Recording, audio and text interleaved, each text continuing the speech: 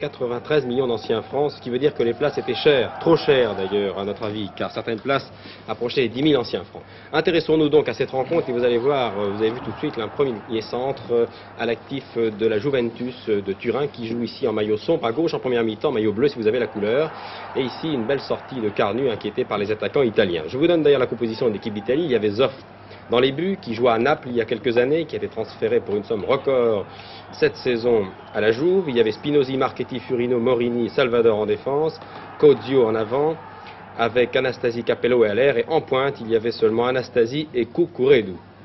Pour l'équipe de l'Olympique de Marseille, il y avait pas mal d'absents, alors que Carnu va pouvoir dégager. En effet, Skoblar, l'international hongrois également, il était blessé, et Novi, blessé également, n'était pas là. C'était beaucoup pour l'Olympique de Marseille, qui ne jouait pas donc sur son terrain et qui avait trois titulaires de marque absents. Ici, regardez, c'est Capello qui va inquiéter très sérieusement.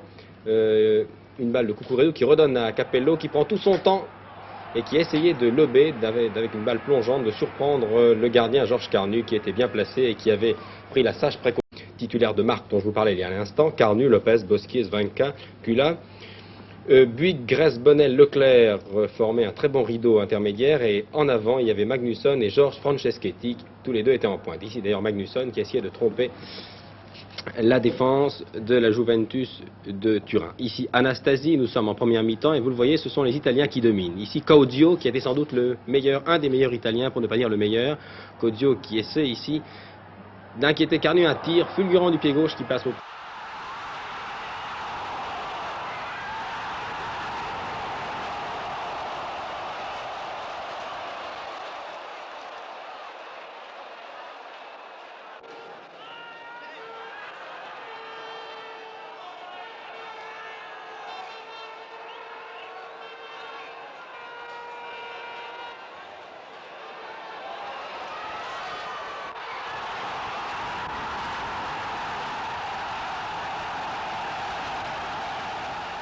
de la cage du gardien. Ici vous voyez l'état-major olympique de Marseille avec le médecin d'ailleurs que vous avez reconnu si vous habitez Marseille, et aussi Mario Zatelli qui masquait Kurt Linder. L'équipe de la Juve, donc assez bien organisée, pratique un football un peu différent de celui pratiqué par les autres clubs italiens, c'est-à-dire c'est un football un peu plus offensif. Ici c'est toujours Caudio qui était brillant, qui lance Cucurella. Vous voyez que l'attaque de la Juve fait rage, mais en défense à Marseille, Bosquier, Svanka, Kula, Lopez tiennent bien leur poste. Ils ont fait un très bon match, Bosquier en tête, et ils enrayent ici sans s'affoler.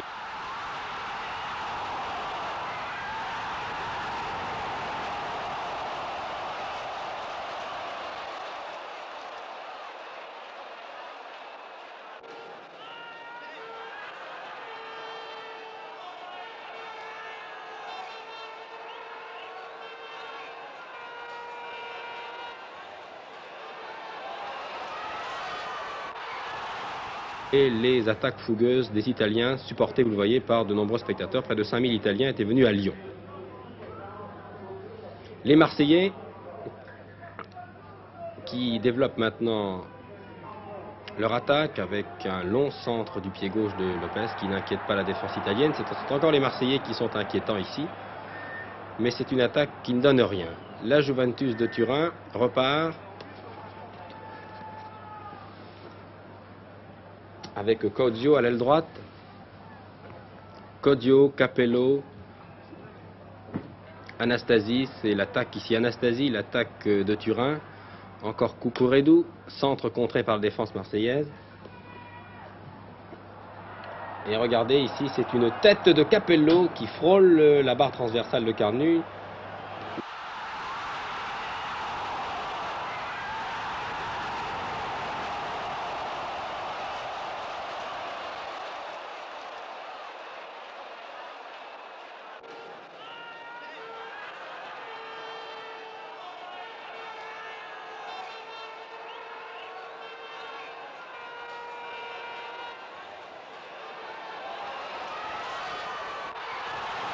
Le centre du pied droit était un centre à effet, et la balle donnant l'impression de sortir n'était pas sortie en réalité. C'est donc un corner pour les champions d'Italie. 3 minutes de jeu en première période. Haller et Carnu. Carnu maintenant à gauche, ce qui veut dire que la deuxième partie de notre montage est maintenant entamée. Nous sommes en deuxième mi-temps. C'est bien cela. Et vous allez voir maintenant l'Olympique de Marseille prendre le match en main, ne pas se laisser intimider par la réputation des attaquants transalpins. Ici, c'est Haller, toujours là, l'international allemand, qui joue depuis de très nombreuses années dans l'équipe de Turin. Il a 33 ans, mais il est toujours là. Et les Marseillais avec Grèce en tête, qui tente de surprendre la défense de Turin. Vous avez remarqué dans cette équipe marseillaise le numéro 6, Robert Buick. Ce n'est pas un joueur que vous avez l'habitude de voir. Ici, c'est Leclerc. Et c'est Salvador qui préfère donner directement à Zoff. Robert Buick, numéro 6, qui a fait un très bon match. Buick appartient à l'Olympique de Marseille depuis de nombreuses années, mais il avait été prêté une première fois à Paris-Joinville, ensuite à Bastia. Et il fait de très bons débuts dans l'équipe de l'Olympique de Marseille, ainsi que Leclerc, qui revient à Marseille après un court séjour à Angoulême. Leclerc, il est blond, vous pouvez le reconnaître, il a le numéro 11, vous l'avez vu il y a quelques instants. Et il a été très brillant. Je crois savoir d'ailleurs, nous verrons avec Michel Drey, que tous ces garçons dont je viens de vous parler ont été également très brillants en deuxième mi-temps hier contre Rennes. Et ici, une action très dangereuse, aidée par l'équipe de Turin, tirée en 2 fois, centre de Leclerc, tête de Bonnel, Salvador a masqué Zoff, et c'est le premier but, 51e minute, un joli but marqué par 0. Et ce but, vous le savez, puisque c'est différé bien sûr, vous savez que l'Olympique de Marseille a conservé cet avantage. Il a fallu d'ailleurs que les défenseurs marseillais s'accrochent en fin de match. Ici, un tir de Marchetti contré, car les Italiens ont eu 2 occasions, surtout une occasion d'égaliser, ce qui aurait été assez grave pour l'Olympique de Marseille, car vous savez qu'en Coupe d'Europe, les matchs marqués sur le terrain de l'adversaire, les buts marqués sur le terrain de l'adversaire pèsent très lourd dans la balance quand on additionne les 2 rencontres. Nous jouons maintenant en deuxième mi-temps toujours, la deuxième partie de cette deuxième période, et ce sont une reprise ici de volée d'Anastasie qui ne surprend pas Carnu. Anastasie qui va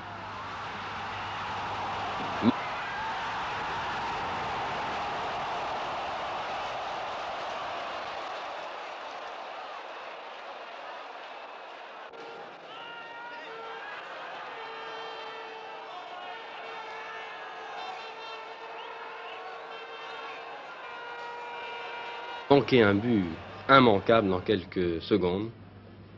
Un but qui risque d'ailleurs de coûter cher à son club, car je pense personnellement que l'Olympique de Marseille a sa chance le 27 à Turin, au cours du match retour, car les Olympiens retrouveront Skoblar et Nagy. Encore Leclerc ici, une balle bien brossée du pied droit à effet, et une tête qui passe au-dessus. C'est encore une tête de Bonnel, je crois. Non, de Franceschetti. Franceschetti qui s'est battu avec beaucoup de courage au centre de l'attaque avec Magnusson. Magnusson qui connaissait bien l'adversaire, il joua en Italie, à Turin, il y a 3 ans environ. Furino ici, qui tente de surprendre la défense marseillaise, qui joue avec beaucoup de sang-froid, vous le voyez. L'équipe de Marseille a pris beaucoup d'expérience au fil des années, encore Furino. Rien à faire, vous voyez que les Marseillais sont en bonne condition physique, ils sont sur l'homme en permanence.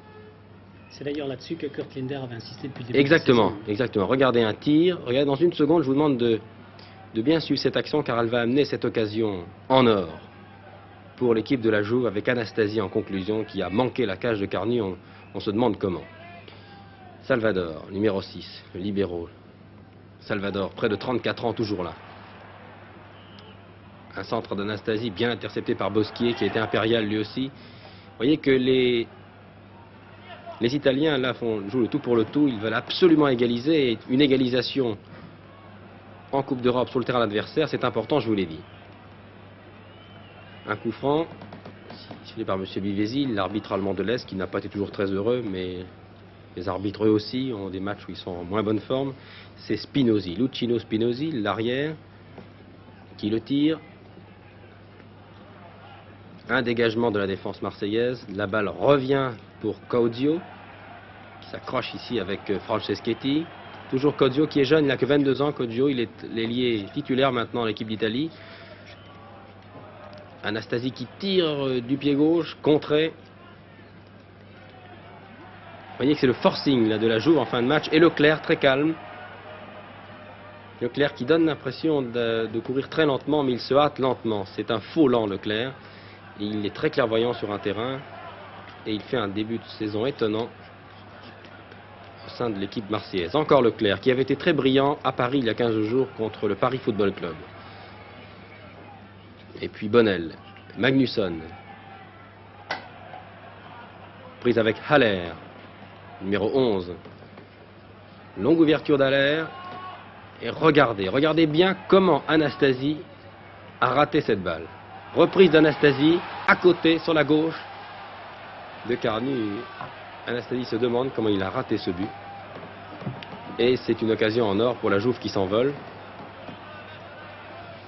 Anastasie.